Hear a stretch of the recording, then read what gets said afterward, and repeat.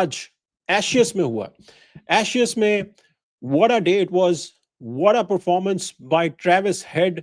जो उन्होंने कमाल की बारी खेली, और शुरू में ऐसा लग रहा था कि ये मैच जो है वो शायद इंग्लैंड ले जाएगा। बिल्कुल जो सिचुएशन थी लंच पे, वहां पर ऑस्ट्रेलिया जो है वो पीछे था। इंग्लैंड तकरीबन 100 रन आगे था, 99 रन की इंग्लैंड के पास लीड थी। लीड जो रन बनाए थे इंग्लैंड ने, और फिर उसके बाद जो लीड का कॉम्बिनेशन था लंच तक जब इंग्लैंड गया था, तो 99 रन अहेड था इंग्लैंड। पहली बारी में ऑस्ट्रेलिया को 132 पर आउट किया, और 40 रन्स की जो लीड थी उसको लेते, जब लंच हुआ डे टू पर, वहां पर 99 पर 1 था इंग्लैंड। और उसके बाद जो ड्रामा हुआ सेकंड सेशन में वाज अनबिलीवेबल। जो बोलैंड का और स्टार्क का जो स्पेल था, जिसमें 3 से 4 ओवरों में उन्होंने गेम चेंज कर दी और पूरा का पूरा जो है मोमेंटम चेंज कर दिया। जहां पर 11 रन पर 5 विकेटें जो हैं वो गिरती हैं इंग्लैंड की। ऊपर नीचे एक ही ओवर में 2 विकेटें बोलैंड लेते हैं, फिर अगले ओवर में स्टार्क जो है वो जो रूट को भी आउट कर देते हैं। ये जो आज हुआ, इसमें ऑस्ट्रेलिया की जितनी भी आप तारीफ करें वो कम है। इंग्लैंड जीता हुआ मैच हारा है यहाँ पर। इंग्लैंड के पास पूरी अपॉर्चुनिटी थी कि वो इस मैच को क्लोज कर सकता था, इस मैच को फिनिश कर सकता था। लेकिन आपको तारीफ करनी पड़ेगी, जो कैरेक्टर शो किया स्टार्क ने। जो स्टार्क सेक्रीफाइसेस करते हैं, जो स्टार्क ने कैच पकड़ा जैक क्रॉली का, जो कि अनबिलीवेबल कैच था पहले ओवर में। जो 5वीं बॉल थी उसके ऊपर कॉट एंड बोल्ड जो स्टार्क ने कैच पकड़ा वाज एब्सोल्यूट मैजिक। मतलब उससे अच्छा कैच जो है वो आप फॉलो थ्रू में पकड़ना बहुत ही मुश्किल है किसी भी बॉलर के लिए। जब स्पेशली स्टार्क जो है, उनकी जो कैपेबिलिटीज होती हैं, जो उनका स्ट्रेंथ है, जो उनका बॉलिंग एक्शन है, क्योंकि जब वो आते हैं बॉल करने तो वो he goes, because he is a left armour, तो उनका जो एंगल होता है वो उनको क्रीज से दूसरी तरफ लेकर जाता है। लेकिन उन्होंने उस एंगल को, उसके ऑपोजिट एंगल पे जाके जो कैच पकड़ा वो अनबिलीवेबल था। और I think that was one of the best catches you will ever see, to be honest. जो स्टार्क ने कैच पकड़ा, ये मैं उसकी एक इमेज जो है वो लगा रहा हूं यहाँ पर। Let me pull that up for you guys. So this was the catch. Look at him, look at the flexibility. जो इस बंदे की फ्लेक्सिबिलिटी है यहाँ पर, आप इसको देखें कि ग्राउंड के बिल्कुल नीचे, बिल्कुल पास जाकर जो है वो कैच पकड़ा था। स्ट्रेट ड्राइव मारी थी जैक क्रॉली ने, और उसके बाद फिर ऑपोजिट डायरेक्शन में जाकर स्टार्क ने जो कैच पकड़ा वाज एब्सोल्यूट मैजिक। और वो ऐसा लगा जब उन्होंने कैच पकड़ा, तो वहां पर ऐसा लगा था कि इंग्लैंड जो है वो बैक फुट पे आएगा, बिकॉज जैक क्रॉली पहले मैच में, पहली इनिंग में भी 0 पर आउट हुए थे। पहले ही ओवर में जो है स्टार्क ने आउट किया था उनको, और ये 25वीं दफा स्टार्क ने पहले ओवर में दोबारा से विकेट ली है। जो विकेट इन्होंने ली थी जैक क्रॉली की पहली इनिंग में, वो उनकी 24वीं विकेट थी। पहली दफा पहले ओवर में टेस्ट मैच में जो 24 दफा वो विकेटें ले चुके हैं, इस दफा जो है पहले ओवर में दूसरी इनिंग में उन्होंने जैक क्रॉली को फिर से आउट किया, और कमाल का कैच था, वाज अनबिलीवेबल जो फ्लेक्सिबिलिटी उन्होंने दिखाई। और उसके बाद फिर जो हुआ वो डकेट की और ओली पोप की पार्टनरशिप थी जो उन्होंने मेंटेन की, जहां पर ऑस्ट्रेलिया जो है वो थोड़ा सा बैकफुट पे लगा। डकेट ने 28 रन बनाए, ओली पोप ने 33 रन बनाए, और पार्टनरशिप जो थी वो दोनों की 65 रन की पार्टनरशिप थी। और ऐसी पिच पे 65 रन बनाना उस वक्त ऐसा लग रहा था कि इंग्लैंड इज वे अहेड। लेकिन फिर जब बेन डकेट की विकेट बोलैंड लेते हैं और स्मिथ उनका स्लिप में कैच पकड़ते हैं, वहां पर जो है फिर एकदम से लाइन लगती है। 65 फॉर 1 था एक स्टेज पर इंग्लैंड, और फिर एकदम से इंग्लैंड जो वो 104 फॉर 7 हो जाता है, जिसमें 76 रन पर 3 विकेटें जो है वो गिरती हैं। 76 फॉर 3, 76 फॉर 4, 76 फॉर 5, जिसमें ओली पोप आउट होते हैं, हैरी ब्रुक आउट होते हैं, और इन दोनों को जो ओली पोप हैं और हैरी ब्रुक हैं, उनको एक ही ओवर में बोल आउट करते हैं और उसके बाद फिर अगले ओवर में स्टार्क आते हैं और वो बोल्ड करते हैं जो रूट को, और फिर बेन स्टोक्स जो हैं वो भी कुछ नहीं कर पाते और वो 2 रन बनाकर वो भी पवेलियन में चले जाते हैं। फिर एक कंट्रोवर्शियल डिसीजन आता है जहां पर जेमी स्मिथ जो है उनका आउट दिया जाता है। जेमी स्मिथ जो बेसिकली उस वक्त अच्छी फॉर्म में लग रहे थे और कोशिश हो रही थी कि जेमी स्मिथ जो है वहां पर मैच लेकर जा सकते हैं, क्योंकि जेमी स्मिथ काफी अच्छी बारी खेलते हैं और नीचे से आकर काफी तेज रन बनाते हैं। इंडिया के खिलाफ भी उन्होंने 400 प्लस रन बनाए थे, जो इंडिया वर्सेस इंग्लैंड की सीरीज थी अभी जो पीछे हुई थी, उसमें he was excellent down the order. वहां पर उनकी एज होती है, अपील करता है ऑस्ट्रेलिया। हालांकि जो डॉगेट हैं, जो ऑस्ट्रेलियन बॉलर हैं, वो अपील नहीं करते, बट एलेक्स कैरी अपील करते हैं। थर्ड अंपायर जो है 4 मिनट लेता है ये देखने के लिए कि एज जो है वो कब हुई है, कोई और नॉइज तो नहीं आई स्नीकोमीटर पे। लेकिन फाइनली जब जेमी स्मिथ को आउट दिया जाता है तो इंग्लैंड के सपोर्टर्स जो हैं वो जो बैठे होते हैं पर्थ ऑप्टस स्टेडियम में, वो गालियां दे रहे होते हैं और ऊंची ऊंची शाउट कर रहे होते हैं ऑस्ट्रेलिया के खिलाफ। और दूसरी तरफ जो है वो जो ऑस्ट्रेलियन सपोर्टर्स होते हैं वो चेयर कर रहे होते हैं, because it was almost 50,000 crowd that was there on the day second. वहां पर वो कमाल के सीन्स होते हैं। और जो एक चीज जेमी स्मिथ के खिलाफ जाती है वो ये जाती है कि जब रिव्यू लेता है ऑस्ट्रेलिया, तो वो ही स्टार्ट्स वॉकिंग। जब वो वॉक करते हैं तो उससे जाहिर हो जाता है कि जो है वॉक करते हुए जाहिर हो जाता है कि अंपायर को ये इंडिकेशन मिलती है कि कहीं ये आउट ही थे कि नहीं। सो that is something that gave away for Jamie Smith. लेकिन फिर वो वापस आते हैं, फिर 4 मिनट थर्ड अंपायर लेता है और फिर फाइनली जो है वो उनको आउट दे दिया जाता है। फिर एटकिंसन और ब्रेंडन कार्स एक अच्छी पार्टनरशिप करते हैं, 50 रन की वो पार्टनरशिप तेजी से बनाते हैं। 37 रन एटकिंसन बनाते हैं, ब्रेंडन कार्स 20 रन बनाते हैं और इंग्लैंड 164 बना पाता है। पहली इनिंग में इंग्लैंड ने 32 पॉइंट 32 पॉइंट ऑलमोस्ट 33 ओवर्स खेले थे, 32.5 ओवर्स खेले थे, और दूसरी इनिंग में 34.4 ओवर्स खेले। सो मतलब ये टेस्ट मैच हो रहा है या T20 चल रहा है। So it was, I think on this track, on this Perth track, इस ट्रैक के ऊपर आप अग्रेसिव बैटिंग करते तभी आपके रन बनने थे, जो कि उन्होंने बनाए, जो कि राइट अप्रोच थी। बट आई थिंक जो शॉर्ट सिलेक्शन थी इंग्लैंड के बैटर्स की वो टेरेबल थी। और स्पेशली जो स्टार्क थे, जो उन्होंने लाइन पकड़ी हुई थी और बॉलर ने फिर उनका साथ दिया, उन्होंने 4 विकेटें जो है वो छिटकाई। और डॉगेट जो थे उन्होंने भी अच्छा डेब्यू पे थे, वो उन्होंने भी अच्छा सपोर्ट किया। और ये तीनों जो पेसर्स थे, इन्होंने जो है वो सारी की सारी विकेटें जो हैं वो ली। स्टार्क ने 3 विकेटें ली, 10 विकेटें टोटल ली मैच के अंदर। पहली इनिंग में 7 विकेटें ली थी और दूसरी इनिंग में 3। और फिर बॉलैंड जो है उन्होंने कम बैक किया, हालांकि पहली इनिंग में उनको काफी मार पड़ी थी बॉलैंड को, बट ही केम बैक और उन्होंने 4 विकेटें ली। और फिर ब्रेंडन डॉगेट जो कि डेब्यू कर रहे थे, उन्होंने भी 3 विकेटें ली। और इंग्लैंड जो है 164 करता है। और वहां पर फिर एक क्रूशल क्रूशल डिसीजन आता है, बिकॉज जो ख्वाजा थे उनको प्रॉब्लम आ रही थी बैक में, उनको बैक का स्पेजम हुआ हुआ था। उस सिचुएशन में जो है वो ऐसा लग रहा था कि यहाँ पे चांस है कि वो ओपन दोबारा से ना करें। पहले जो इनिंग थी उसमें भी ऐसा ही हुआ था कि ख्वाजा जो है उन्होंने टाइम ज्यादा लिया था और वो फिर बारी करने नहीं आए थे। सो यहाँ पर भी ऐसा ही हुआ कि ख्वाजा जो है वो बारी उन्होंने नहीं ली, ओपन वो नहीं कर पाए।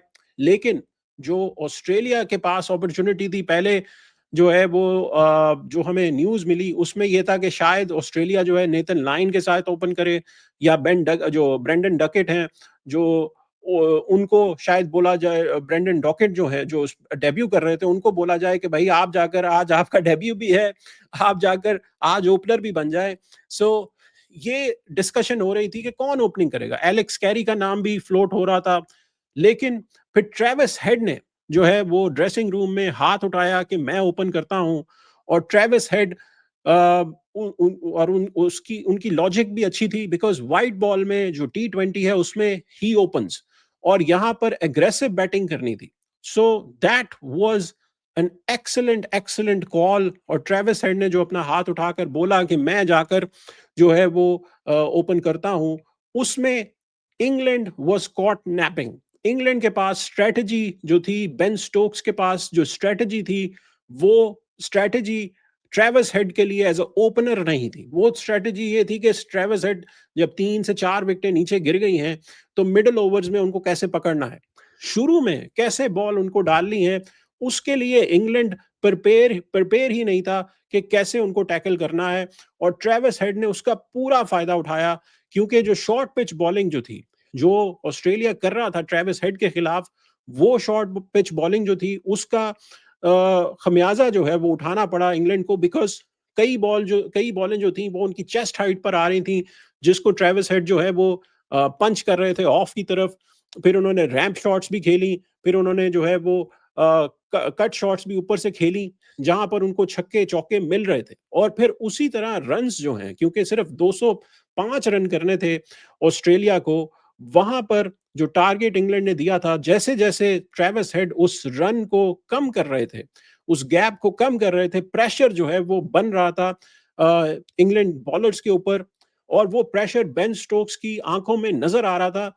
बेन स्टोक्स जब मैच हारने के बाद प्रेस कॉन्फ्रेंस में आए तो उन्होंने वर्ड यूज किया कि they were shell shocked, they had no response to Travis Head's aggressive batting, and that was quite similar to how Travis had batted against India, जो कि आपको याद होगा वर्ल्ड कप का ओडीआई वर्ल्ड कप का final था, जिसमें Travis head और लबुशैन ने जो पार्टनरशिप की थी, जब इंडिया ने पहले 3 विकेटें ले ली थी, बट ट्रेविस हेड ने फिर आकर काउंटर पंच किया था। और वहां पर इंडिया के पास भी जवाब नहीं था ट्रेविस हेड की बैटिंग के लिए। जब रोहित शर्मा से पूछा गया था कि वो क्या करते ट्रेविस हेड के खिलाफ, तो ही वाज आल्सो सेइंग कि हम कुछ प्लानिंग नहीं कर पाए। वो अहमदाबाद में जो कमाल की उनकी बारी थी उसमें भी उन्होंने सेंचुरी बनाई थी। और यहां पर भी ऐसा ही हुआ, एक ओवर में बेन स्टोक्स को 4 चौके, जो दूसरा ओवर था बेन स्टोक्स का, उसमें ट्रेविस हेड ने 4 चौके मारे। और फिर इसी तरह आर्चर को भी आड़े हाथों लिया। 123 रन की कमाल की बारी थी उनकी, जो उन्होंने जिसमें 16 चौके मारे, 4 छक्के थे, 148 का 148 का स्ट्राइक रेट था। What a player, what a performance. और लबुशैन और वेदरल्ड जो ओपनर, उनकी भी उनका डेब्यू था वेदरल्ड का, उन्होंने अच्छा साथ दिया। शुरू में एक जो 75 रन की पार्टनरशिप हुई दोनों के बीच में, वो कमाल की पार्टनरशिप थी। और फिर लबुशैन ने जो है वो उनका साथ दिया। लबुशैन ने वो रुके नहीं, क्योंकि लबुशैन जो है वो लास्ट टाइम जो पहली इनिंग थी उसमें ओपन करने आए थे। सो इस दफा जो है वो अपनी पोजीशन पर आए, जिस पोजीशन पे वो डोमेस्टिक में रन बनाकर एशेस के लिए आए थे, तो he was well prepared for the number 3 slot. So उसको उन्होंने सैक्रिफाइस नहीं किया, और वो नजर आए अपनी फॉर्म में। उन्होंने 6 चौके मारे, 1 छक्का मारा, 104 का स्ट्राइक रेट था। हालांकि लबुशैन की नॉर्मली जो बारी होती है उसमें वो अपना टाइम लेते हैं और आहिस्ता आहिस्ता अपनी इनिंग्स बिल्ड करते हैं, बट उन्होंने सेकंड फिडल प्ले किया ट्रेविस हेड का, और जो प्रेशर था, जो मोमेंटम था, उसको तोड़ा नहीं। और सिर्फ 28.2 ओवर्स में 7.23 का जो रन रेट था, उसके ऊपर 205 रन 2 विकेटों पर 2 दिनों के अंदर अंदर ऑस्ट्रेलिया ने इंग्लैंड की बत्ती जो है गुल कर दी। और पूरा का पूरा जो इंग्लैंड का क्राउड था, इंग्लैंड की टीम्स, जो इंग्लैंड की पूरी टीम थी, जो स्टाफ मैनेजमेंट, जो पूरा का पूरा इंग्लैंड का जो सब कुछ आया हुआ था पर्थ में, दे वर एब्सोल्युटली शेल शॉक्ड। उनको नहीं पता चला कि व्हाट हिट देम। और ट्रेविस हेड की जो 123 की बारी थी, आखिर में वो आउट जरूर हो गए।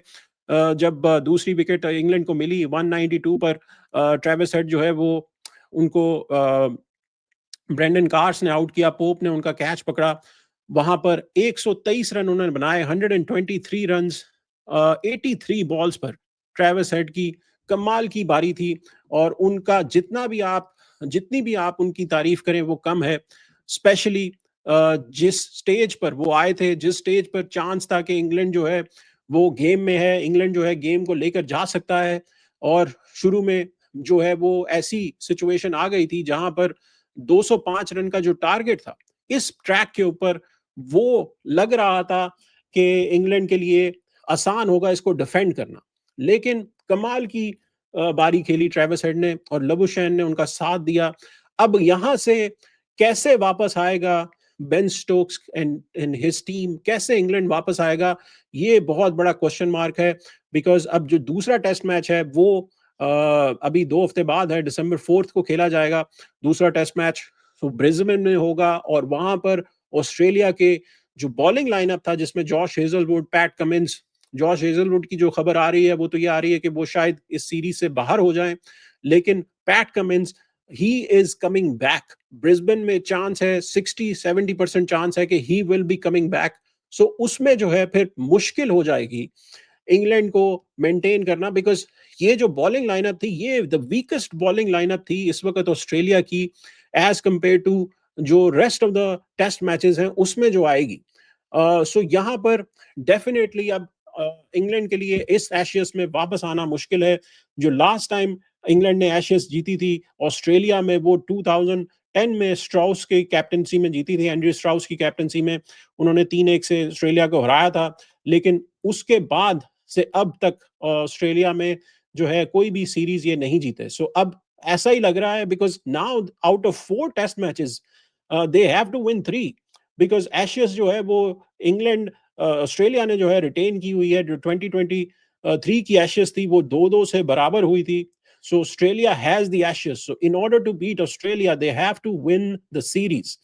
सो अगर बारिश ना आई तो अगर सारे मैचेस हुए तो उसमें अब उस इंग्लैंड को 3 मैचेस जीतने हैं 4 में से। सो विल सी के how England come back in this series, लेकिन अभी मुश्किल है, अभी ऐसा लग रहा है कि यहाँ पर प्रॉब्लम आएगी। So what a performance by Travis Head and Starc, उन्होंने 10 विकेटें ली, कमाल की उनकी बॉलिंग थी, बॉलर ने उनका साथ दिया और यहाँ पर बिल्कुल चारों शाने चित किया ट्रेविस हेड ने, single handedly he one the game. और ब्लेसिंग इन डिस्गाइज थी कि ख्वाजा जो है बैटिंग करने नहीं आए, ख्वाजा जो है वो अपने पाँव जो है ऊपर कर रख कर बैठे होंगे कि भाई ठीक है तू मार मैं तो सुकून कर रहा हूँ। सो वैसे ही हुआ।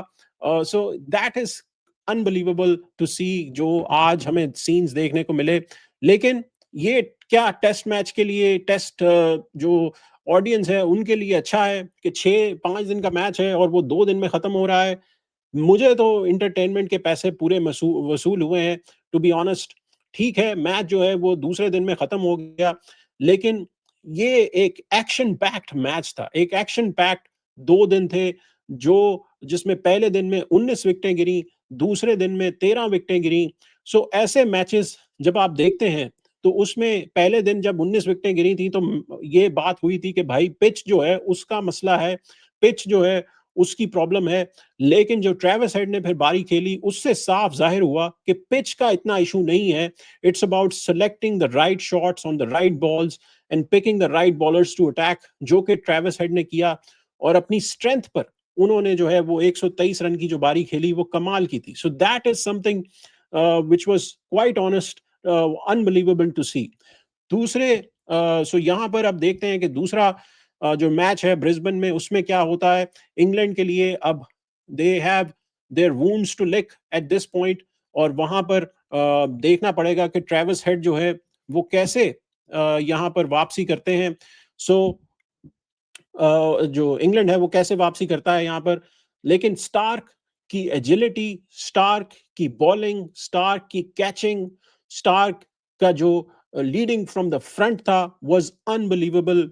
अगर आप इस पूरी ऑस्ट्रेलियन लाइनअप में कोई वीक लिंक ढूंढना चाहें तो वो वीक लिंक जो है वो एक ही मुझे लगता है, और वो मुझे ऐसा लगा कि वो ख्वाजा थे, क्योंकि उनका जो है वो ना उन्होंने बैटिंग में पहली इनिंग में कुछ किया, दूसरी इनिंग में वो आए नहीं। और लेथन लायन जो थे उनको ऑस्ट्रेलिया ने सिलेक्ट किया था, उनकी जगह ब्रो वेब्स्टर को ऑस्ट्रेलिया खिला सकता था। जो कंडीशंस थी उसमें स्पिन का कोई लेना देना नहीं था इस पिच पे, अनलेस के ये मैच जो है तीसरे चौथे दिन जाता, वहां पर चांस बन सकता था। But unbelievable performances by Australia, specially Starc and Head. So देखते हैं कि इंग्लैंड कैसे कम बैक करता है। अब अगले टॉपिक की तरफ आते हैं जो पाकिस्तान